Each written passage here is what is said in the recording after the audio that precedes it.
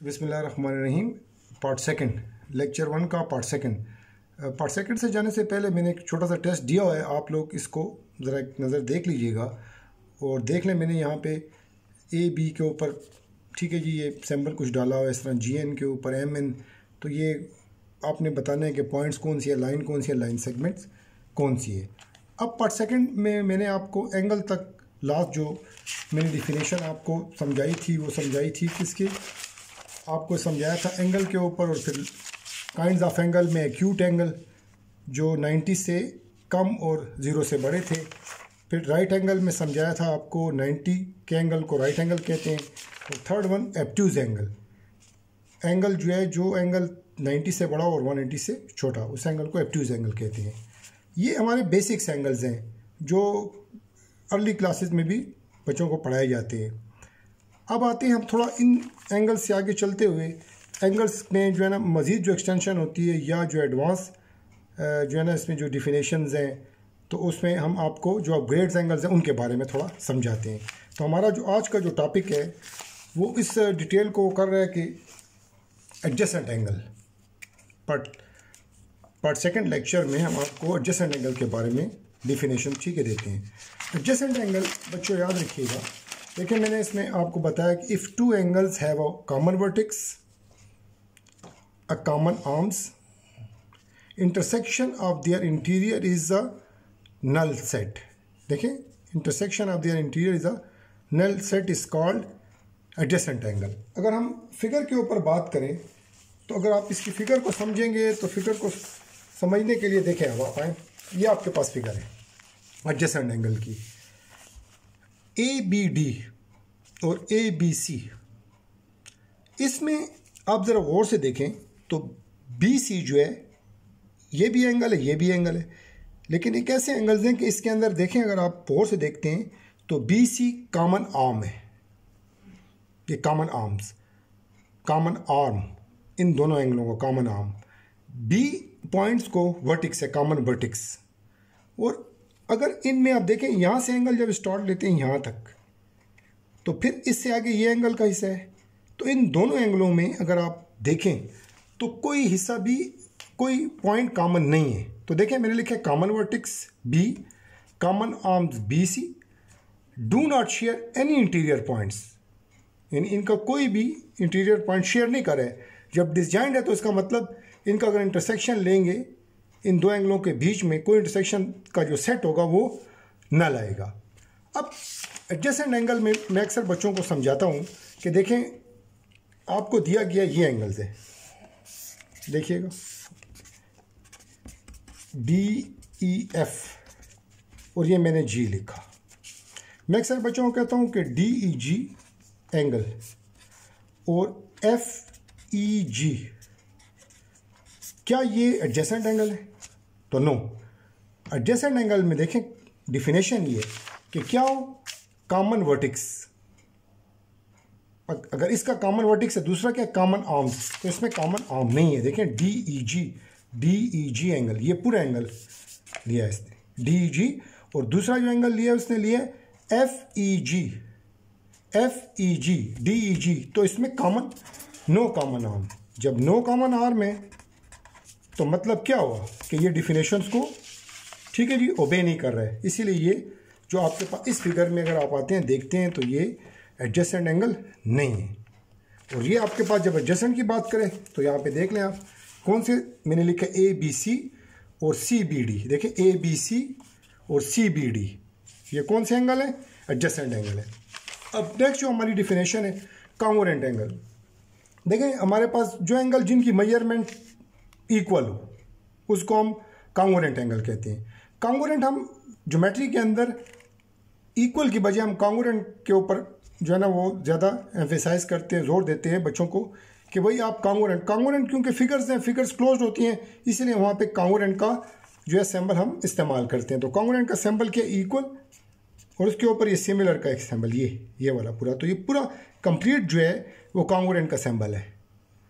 जब भी congruent symbol आएगा, ये माइंड में रखिएगा, वहाँ पे फिगर क्लोज्ड होगी, एंगल का जिक्र होगा, ट्रायंगल्स होगी। इज इट क्लियर बच्चों?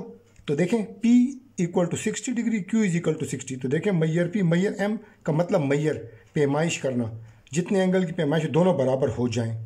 और अगर आप M नहीं लिखेंगे तो फिर इसको जब रिप्लेस करेंगे तो उसकी जगह पे कॉन्ग्रुएंट लगाएंगे। ये थ्योरम में भी अक्सर हम इस्तेमाल करेंगे कि जब इक्वल हटता है तो वहाँ पे हम क्या रिप्लेस कर देते हैं, कॉन्ग्रुएंट को।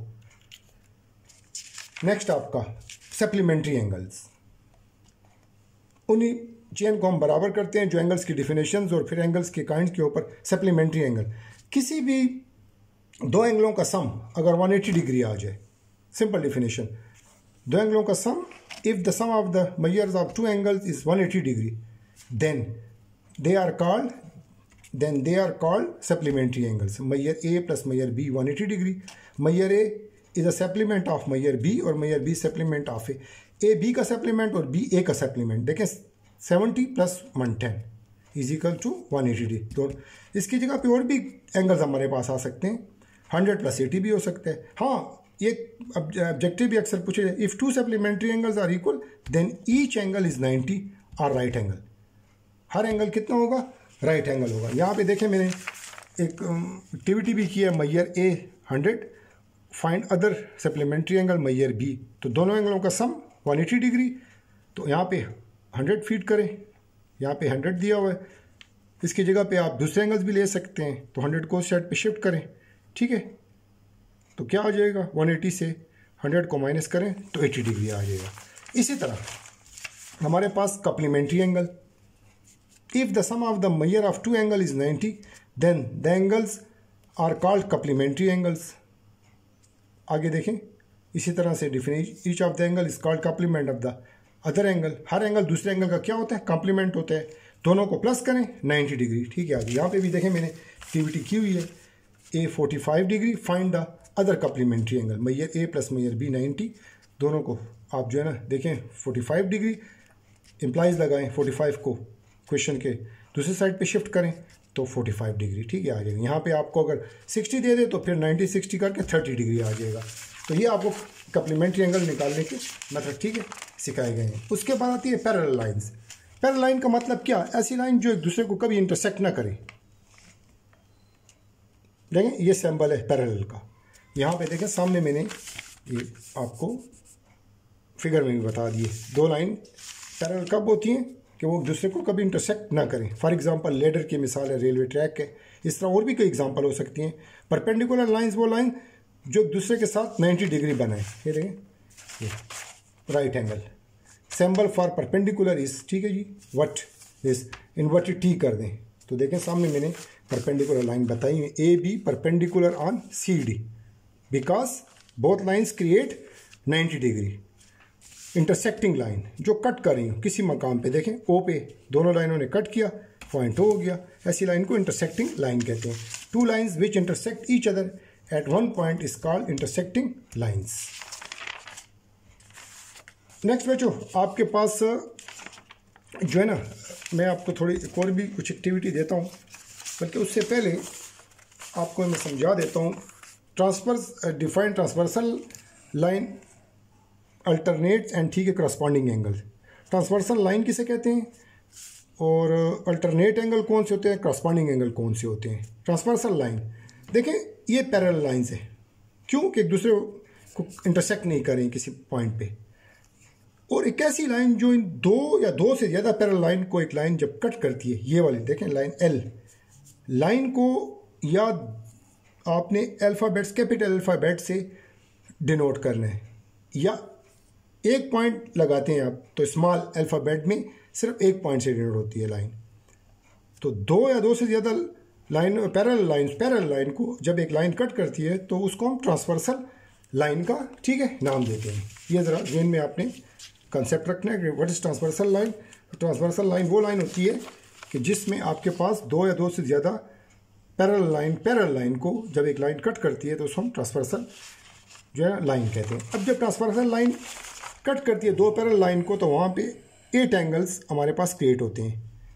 अब कौन कौन से क्रिएट हैं देखें, इसमें अल्टरनेट कौन से होंगे। When a transversal intersect two parallel line 8 angles are, ठीक है, फॉर्म अल्टरनेट एंगल्स।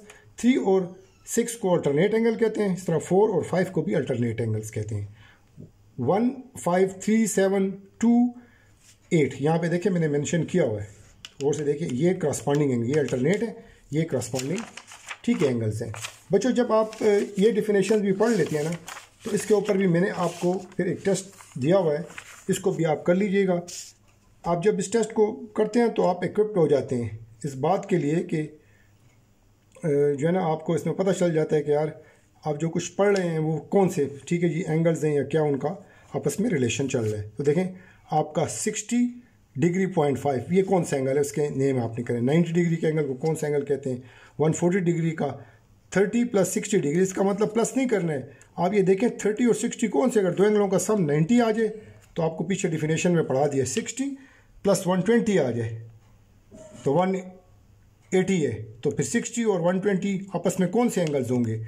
इस तरह टू लाइंस के बारे में भी मैंने यहाँ पे बताया हुआ है, ठीक है आपको।